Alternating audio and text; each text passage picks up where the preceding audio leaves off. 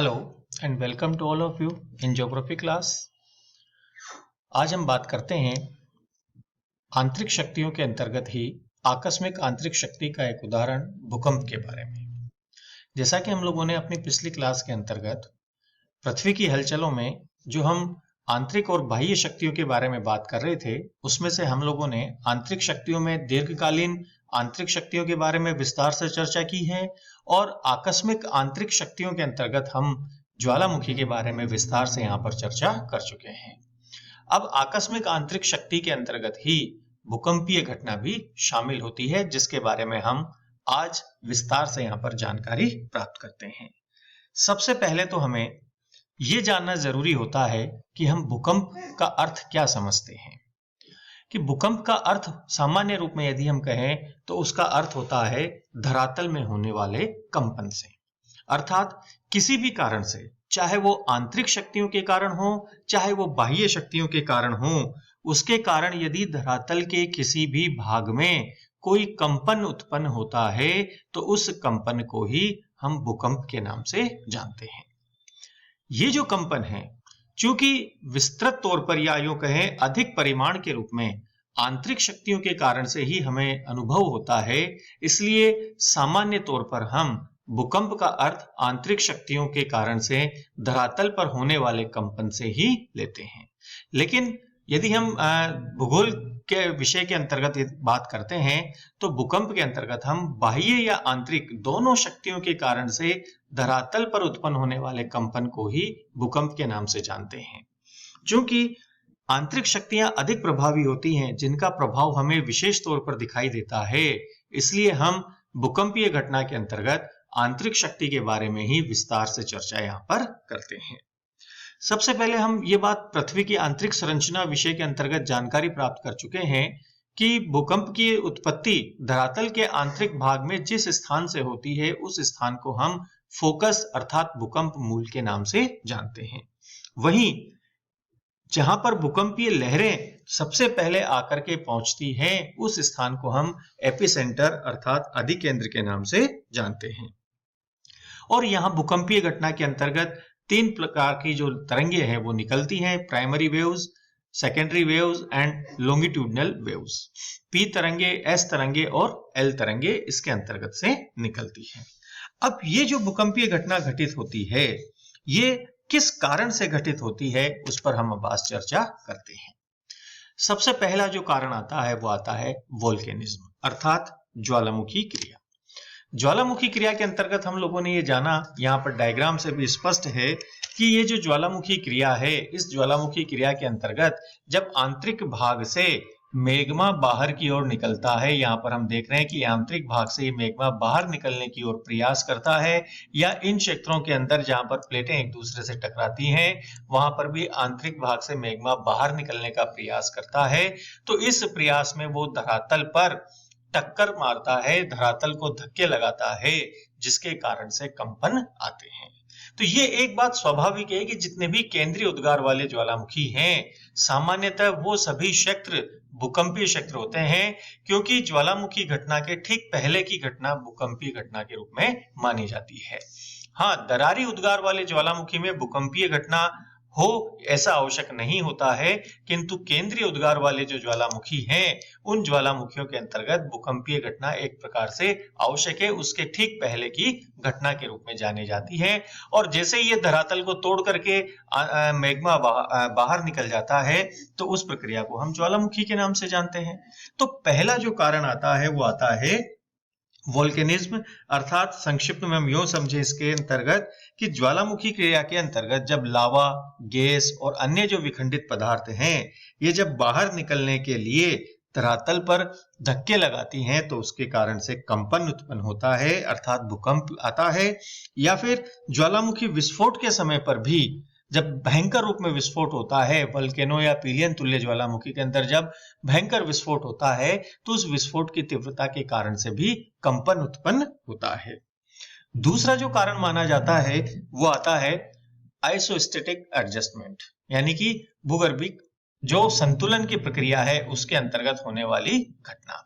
इसके अंतर्गत हम देखते हैं कि हमने देखा कि धरातल पर विभिन्न प्रकार की घटनाएं घटित होती रहती हैं, तनाव और संपीड़न की क्रियाएं लगातार जारी रहती हैं। तो तनाव की क्रिया हो या संपीड़न की क्रिया हो, उन सभी घटनाओं के अंतर्गत हमें भूकंप की उत्पत्ति दिखाई देती है, चाहे वो प्लेटें एक दूसरे से दूर जाएं या एक दूसरे के निकट आएं या एक दूसरे के अगल बगल खिसकती हैं, उस स्थिति में भी धरातल पर कंपन उत्पन्न होता है। यहाँ पर इस डायग्राम में हम देख सकते हैं कि यहाँ पर इन दोनों जगहों पर ये प्लेटें एक दूसरे से अगल बगल खिसक रही है, तब भी भूकंपीय घटना उत्पन्न होती है।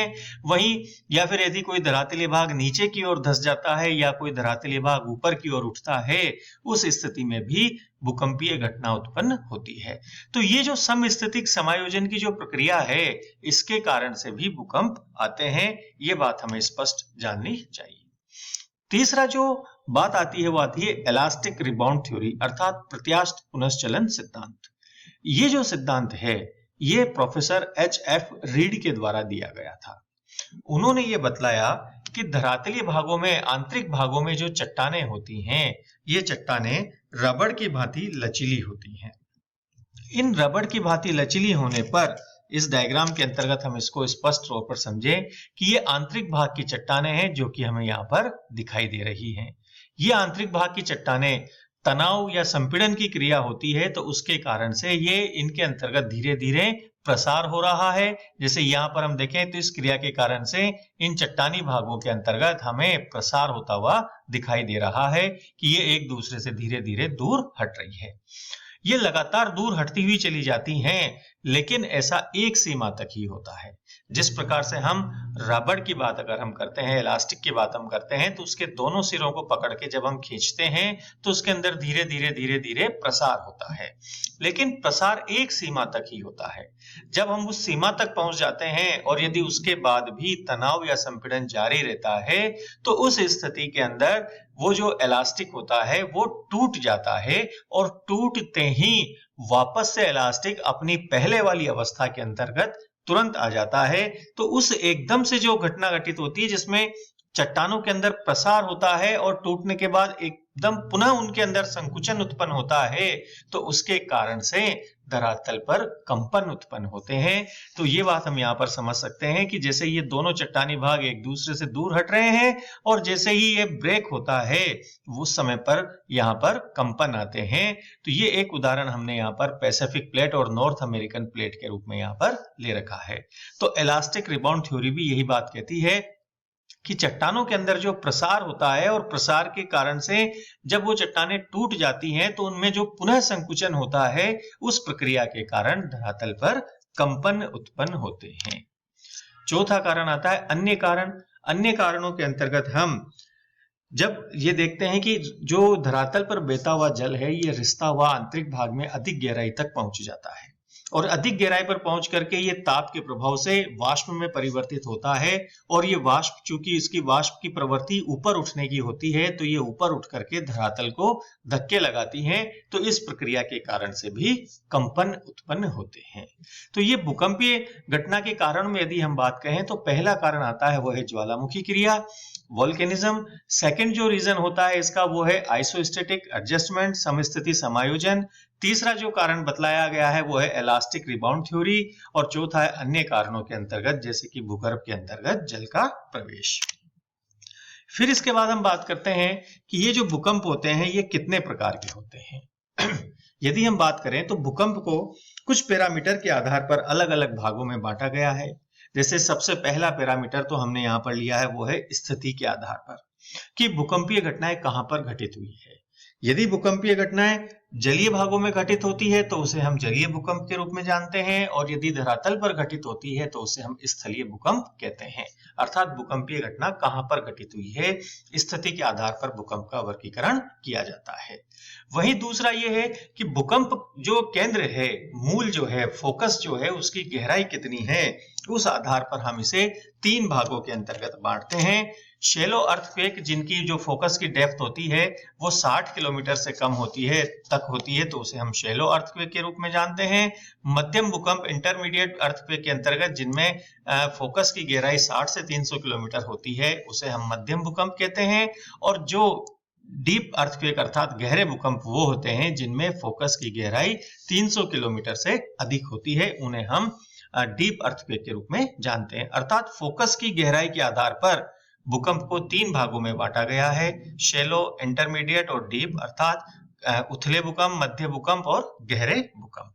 इसी के साथ साथ किस कारण से भूकंप की उत्पत्ति हुई है, उस आधार पर भी भूकंप को अलग अलग प्रकारों में बांटा जाता है। विवर्तनिकी कारणों से आने वाले भूकंपों को हम टेक्टोनिक अर्थक्वेक कहते हैं। ज्वालामुखी घटना के कारण से आने वालों को हम वोल्केनिक अर्थक्वेक कहते हैं। जब ज्वालामुखी विस्फोट के कारण से जो होते हैं उनको हम एक्सप्लोजिव अर्थक्वेक के नाम से जानते हैं, और जब कोई भाग टकरा करके हटते हैं तो उसे हम कोलैप्स अर्थक्वेक के नाम से जानते हैं। तो ये भूकंपीय के प्रकार हैं, चाहे वो हम स्थिति के आधार पर कहें, चाहे भूकंप केंद्र की गहराई के आधार पर कहें, या फिर उत्पत्ति के कारणों के आधार पर कहें, उस आधार पर भूकंप को इन विभिन्न प्रकारों के अंतर्गत बांटा गया है। अब उसके बाद बात हम करते हैं कि ये भूकंपों का विश्व वितरण किस प्रकार से है। तो ये सामान्यतः यहाँ पर इस स्लाइड के अंदर शो हो रहा है कि जो भाग हमें दिखाई देते हैं, ये 4 क्षेत्र ऐसे हैं जहां पर भूकंपीय घटनाओं अधिक घटित होती हुई दिखाई देती है। उनके अंदर सबसे पहली बात हम करते हैं, तो ये जो क्षेत्र हमें यहाँ पर दिखाई दे रहा है, इसको हम कहते हैं परिप्रशांत महासागरीय क्षेत्र।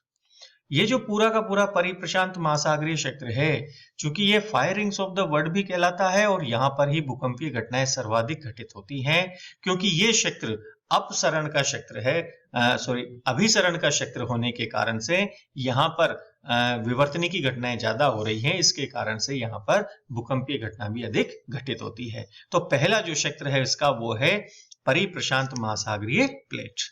दूसरा जो प्रमुख क्षेत्र आता है वो आता है इसका मध्य महाद्वीपीय बेल्ट, जो मिड कॉन्टिनेंट बेल्ट के रूप में है। ये इसके अंतर्गत भूमध्य सागर से लेकर के आल्प्स और हिमालय पर्वतमाला से लेकर के ये जो दक्षिण पूर्वी एशिया तक का जो भाग है, ये पूरा का पूरा क्षेत्र इसके अंतर्गत शामिल है। ये भी टेक्टोनिक मूवमेंट का क्षेत्र है, प्लेटों में अपसरण और अभिसरण का क्षेत्र है, जिसके कारण से यहाँ पर भी भूकंपीय घटनाएं अधिक घटित होती हैं। तीसरा जो क्षेत्र आता है इसका वो आता है पूर्वी अफ्रीकन क्षेत्र। ईस्टर्न अफ्रीकन बेल्ट जो है ये इसका भी एक महत्वपूर्ण क्षेत्र है, जहां पर भी हमें भूकंपीय घटनाएं घटित होती हुई दिखाई देती हैं। चौथा जो इसका क्षेत्र आता है वो है मध्य अटलांटिक कटक क्षेत्र, जहां पर कटकों के सहारे जो विस्तार हो रहा है उसके कारण से भी यहाँ पर भूकंपीय घटनाएं हमें घटित होती हुई दिखाई देती है।